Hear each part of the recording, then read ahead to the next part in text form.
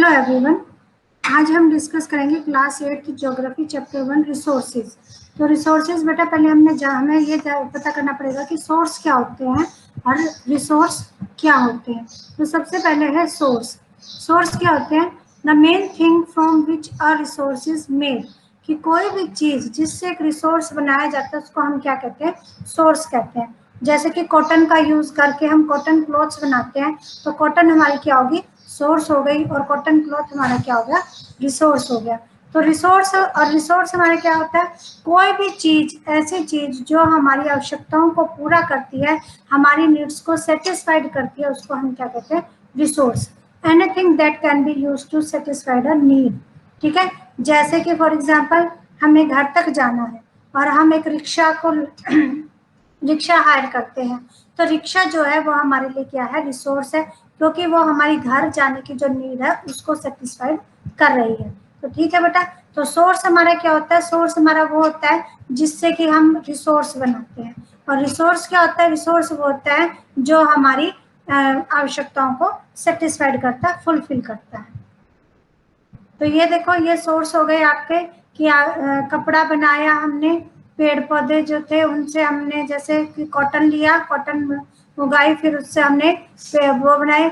नहरों से, जो नदियों से है, वो हमें पानी मिला, हमारे घरों तक पानी आया, तो ये हमारे सोर्स हो गए। नहरों में पानी सोर्स हो गया, और हमारे घर की टूटी में जो पानी जिसको हम यूज कर रहे हैं वो क्या हो गया? हमारे लिए रिसोर्स हो गया। उसके बाद है कि एक जो रिसोर्स है उसकी क्या क्या करेक्टरिस्टिक्स होती है। तो उसकी क्या क्या करेक्टरिस्टिक्स होती है? सबसे पहले यूटिलिटी, यानी उसकी यूज होना चाहिए, वो हमारे लिए उपयोगी होना चाहिए, तभी हम उसको रिसोर्स कहेंगे। अगर कोई चीज ऐसी है जिसका हमारे लिए कोई यूटिलिटी ही नहीं है, तो वो हमारे लिए रिसोर्स नहीं कहलाएगा। दूसरा, उसकी इकोनॉमिकल वैल्यू होनी चाहिए, कि भाई हम उसका मूल्य लगा सके।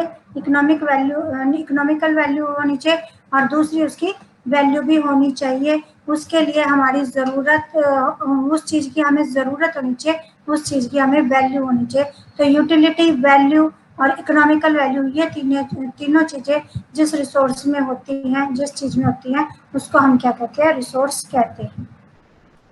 उसके बाद है आपका utility. A resource which is in the form of object और सब्सटेंस। ठीक है। यानी कि जो चीज हमें एक ऑब्जेक्ट के रूप में दिखाई देती है, हमारे सामने होती है, जिसको हम यूज कर सकते हैं, जो हमारे लिए उपयोगी होती है, उसको हम क्या कहते हैं? यूटिलिटी। जैसे रिक्शा हो गई, बस हो गई, इलेक्ट्रिसिटी हो गई, वाटर होगी, ये हमारे लिए क्या होती है? यूटिलिटी होती है। भाई एक ऑब्जेक्ट के रूप में होती है जिसको कि हम यूज कर सकते हैं। और उसके बाद आपका वैल्यू। वैल्यू मीन्स वर्थ, कि उस चीज का कोई मूल्य होना चाहिए। ठीक है। कोई चीज तभी रिसोर्स होगी जब उसका मूल्य होगा। अब आप कपड़ा लेने जाते हो तो उसके लिए पैसा देते हो ना, तो उसकी कुछ वैल्यू है ना, तो वो आपके लिए क्या हो जाती है? आपकी रिसोर्स हो जाती है। और कुछ रिसोर्स होती है उनकी इकोनॉमिकल वैल्यू भी होती है, यानी कि वो हमारी इकोनॉमी में भी हेल्प करती है, तो इसको हम क्या कहते हैं? इकोनॉमिकल वैल्यू भी कहते हैं। अब इकोनॉमिकल वैल्यू क्या है? जैसे आपके दादी माँ के नुस्खे होते हैं, भाई आपको खांसी हो गई तो आप ये काढ़ा पी लो, ठीक है, आप उसको पी के ठीक भी हो जाते हो, लेकिन उसकी इकोनॉमिकली तो कोई वैल्यू नहीं है, उनको उसके लिए पैसे तो नहीं मिलते ना। लेकिन अगर वही चीज मेडिकल फॉर्म में जाती है, वो उसको दवाई के रूप में दुकानों पर आपको मिलती है, आप वहां से खरीद कर फिर उसको यूज करते हो, तो वो क्या होती है? उसकी इकोनॉमिकल वैल्यू होती है, यानी उसकी आर्थिक रूप से भी वैल्यू होनी चाहिए, तभी वो चीज आपके लिए क्या कहलाती है? रिसोर्स कहलाती है। समझ में आया? उसके बाद है रिसोर्सेज। आपके जो रिसोर्सेज हैं बेटा वो तीन प्रकार के होते हैं। एक तो नेचुरल, दूसरा आपका ह्यूमन मेड, और थर्ड आता है आपका ह्यूमंस। तो सबसे पहले हम डिस्कस करेंगे नेचुरल रिसोर्सेज को। नेचुरल रिसोर्सेज आप सभी को पता है, वो रिसोर्सेज जो हमें नेचर से एज ए गिफ्ट मिले हैं, उनको हम क्या कहते हैं? नेचुरल रिसोर्सेज कहते हैं। और इनको हम डायरेक्टली यूज करते हैं, जैसे हवा हो गया, पानी हो गया, पेड़ पौधे हो गए, ये आपके क्या है? नेचुरल रिसोर्सेज है। ठीक है। तो टेक्नोलॉजी में not be needed to use a natural resource in the best possible way. तो टेक्नोलॉजी की हमें कोई इतनी ज़रूरत नहीं होती इन रिसोर्सेज को यूज करने के लिए। उसके बाद आ जाते हैं आपके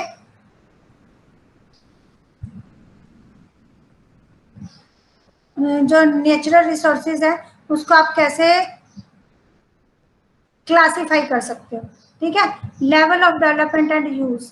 भाई हम उसको, उसका कैसे हमें मिल रहे हैं और हम उसको कैसे यूज कर रहे हैं, तो इस तरीके से हम उसको क्लासिफाई कर सकते हैं। उनके ओरिजिन के बेसिस पे हम उसको क्लासिफाई कर सकते हैं, स्टॉक के बेसिस पर क्लासिफाई कर सकते हैं, और डिस्ट्रीब्यूशन के बेस पर भी हम नेचुरल रिसोर्सेज को क्लासिफाई कर सकते हैं। तो सबसे पहला है आपका level of development and use, कि डेवलपमेंट के यूज के लेवल पे हम नेचुरल रिसोर्सेज को कैसे यूज कर सकते हैं। तो उसमें हमारी दो कैटेगरी होती है, एक पोटेंशियल और एक एक्चुअल रिसोर्सेज। ठीक है बेटा। तो पोटेंशियल रिसोर्स, एक्चुअल रिसोर्सेज हमारे कौन से होते हैं? एक्चुअल रिसोर्सेज वो होते हैं कि जिनकी हमें क्वांटिटी पता है कि कितने प्रेजेंट हैं, किस मात्रा में प्रेजेंट है, कैसे हम उनका यूज कर सकते हैं, तो वो हमारे क्या कहलाते हैं? एक्चुअल रिसोर्सेज कहलाते हैं। ठीक है। जैसे कि हमें पता है कि हमारा जर्मनी जो है, वहाँ का जो क्षेत्र है, वहाँ पर कोयले का बहुत ज्यादा मात्रा में कोयला पाया जाता है, तो वहां से हम उसको निकाल के यूज कर रहे हैं, तो ये हमारे क्या कहलाते हैं? नेचुरल रिसोर्सेज कहलाते हैं। और पोटेंशियल रिसोर्सेज हमारे क्या होते हैं कि जिनकी हमें ये नहीं पता कि वो हमारे पास कितनी मात्रा में यूज है, कितनी मात्रा में अवेलेबल है, और हम उनको फ्यूचर में कैसे यूज कर सकते हैं। यानी जिनमें अभी पोटेंशियल है, उनको पता लगाने का, उनको यूज करने का, वो हमारे क्या कहलाते हैं? पोटेंशियल रिसोर्सेज कहलाते हैं। उसके बाद on the basis of origin हम नेचुरल रिसोर्सेज को क्लासिफाई करते हैं बायोटिक और एबायोटिक में। बायोटिक में आपको पता है कि जितने भी हमारे लिविंग ऑर्गेनिज्म होते हैं वो हमारे, सॉरी, बायोटिक में हमारे लिविंग ऑर्गेनिज्म आ जाते हैं जैसे plants and animals, and abiotic में आपके नॉन लिविंग थिंग्स आ जाती है जैसे रॉक्स हो गया, मिनरल्स हो गया, सॉइल हो गया, ये हमारे नॉन लिविंग में आ जाते हैं। तो उसके बाद है नेचुरल रिसोर्सेज को हम और किन पार्ट्स में डिवाइड कर सकते हैं? रिन्यूएबल रिसोर्सेज और नॉन रिन्यूएबल रिसोर्सेज, यानी on the basis of renewability के हिसाब से, रिन्यूएबल एंड नॉन रिन्यूएबल।